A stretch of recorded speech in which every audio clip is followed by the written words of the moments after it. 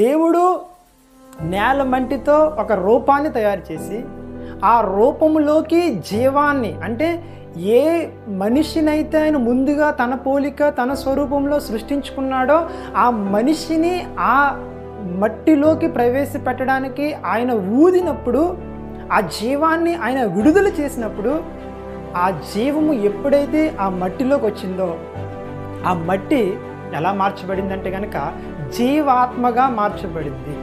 మీకు బాగా అర్థం అవ్వాలంటే కనుక దేవుని జీవము ఆత్మ ప్రపంచంలో నుంచి భౌతిక ప్రపంచంలోనికి వచ్చినప్పుడు జీవవాయువు ఎలా మార్చబడిందంటే కనుక రక్తముగా మార్చబడింది. మనుషులు లోపల రక్తములాగా మార్చబడి మనిషి ఏమయ్యాడంటే జీవాత్మ అయ్యాడు, జీవాత్మగా ఉన్నాడని అక్కడ మనం బైబిల్లో చూస్తాం.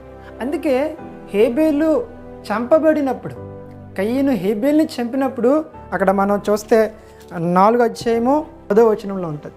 అప్పుడు ఆయన, నువ్వు చేసిన పని ఏమిటి? నీ తమ్ముని రక్తము యొక్క స్వరము నేలలో నుండి నాకు మొరపెట్టుచున్నదని చెప్పి.